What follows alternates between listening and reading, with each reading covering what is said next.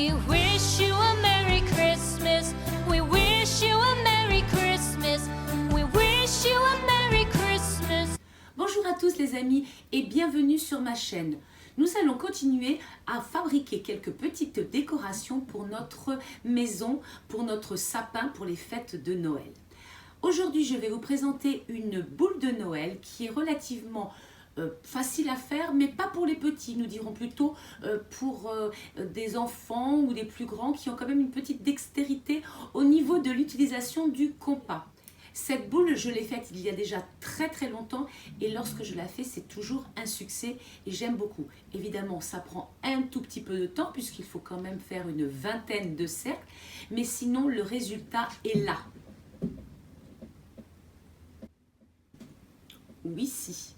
Si vous avez envie de me suivre dans la réalisation de ces boules de Noël, c'est tout de suite et maintenant. Nous allons avoir besoin de ciseaux, d'un compas, d'un crayon à papier et d'une règle, des feuilles de couleur et, si vous n'en possédez pas, pourquoi pas des vieux magazines, de la colle et puis tout un tas de choses, des paillettes, de la ficelle, des pinces pour maintenir.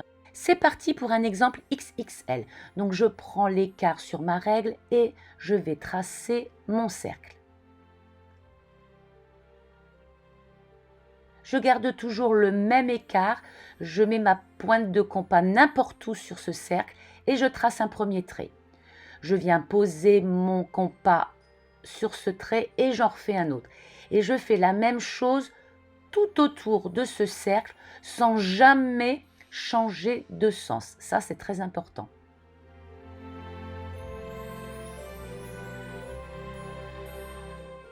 Un, 2, 3, 4, 5, 6 traits. Une fois que ces 6 traits sont faits, on va prendre un trait, on va en oublier un autre et on va prendre le suivant. En fait, on en prend un sur deux et on trace un trait. Donc je l'ai pris, je ne l'ai pas pris, je l'ai pris, je l'ai pris, je ne le prends pas et je le prends. Donc un sur deux et on trace un trait.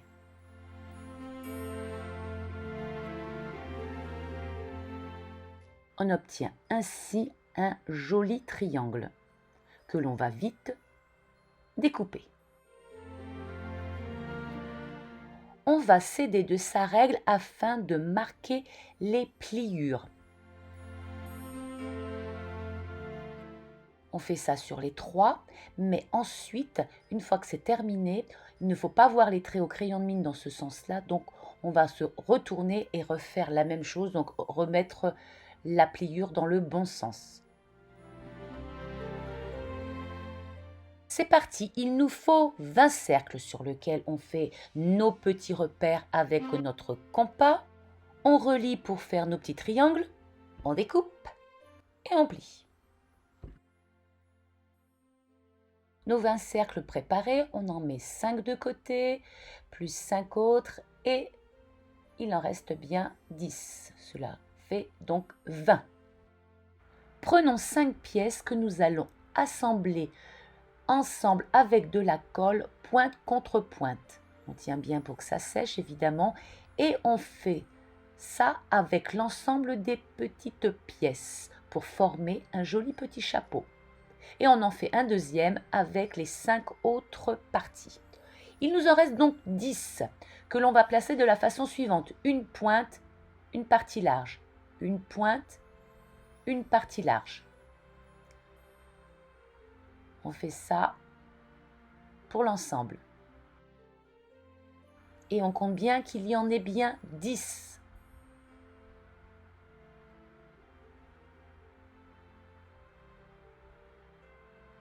Une fois que vous avez compris comment on les monte, on les colle ensemble, on laisse sécher bien évidemment, puis on met de la colle aux extrémités et on assemble tout. Et c'est le moment de prendre ces petites pinces à linge pour maintenir l'ensemble et on laisse sécher. On reprend un petit chapeau dans lequel j'ai mis une ficelle afin de pouvoir faire l'attache. On repasse dans le même trou pour récupérer le fil, on coupe, on ajuste, on fait un petit nœud pour bien maintenir l'ensemble et pourquoi pas en refaire un deuxième pour que ça tienne bien. Et voilà, c'est terminé. Le corps de ma boule est prêt, il n'y a plus qu'à mettre le petit chapeau dessus. Donc on en colle les petites ailettes et on vient fixer le premier chapeau. Et là on ajuste avec nos épingles, ailette contre ailette, pour que ça puisse sécher. Évidemment, une fois que c'est terminé, que ça a séché, on enlève nos petites épingles et on va faire la même chose pour le deuxième petit chapeau.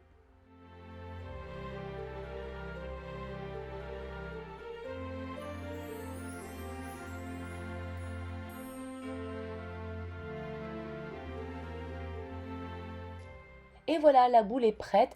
Et là, je me suis dit, tiens, il me reste encore une petite perle. Je vais passer une petite perle à l'intérieur de mon fil pour faire une jolie finition. Mais je crois que je vais encore avoir une petite idée. On peut encoller toutes les parties, donc les pointes des ailettes, avec de la colle.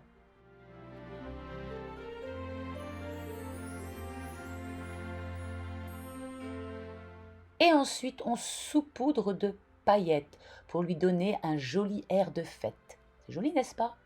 Pas de papier canson, prenez un vieux magazine, vous faites la même chose, coupez, pliez, et ensuite vous obtiendrez une jolie boule, un bel exemple de recyclage. Vous avez vu ces jolies boules? Elles sont relativement faciles à faire, n'est-ce pas? J'espère que cette petite vidéo vous aura plu. N'oubliez pas bien sûr de liker, de vous abonner et puis aussi de partager afin que vous et vos amis puissiez réaliser ces jolies boules. On se retrouve la semaine prochaine pour une autre vidéo. D'ici là, portez-vous bien, réalisez bien ces petites fabrications et on se retrouve samedi en pleine forme.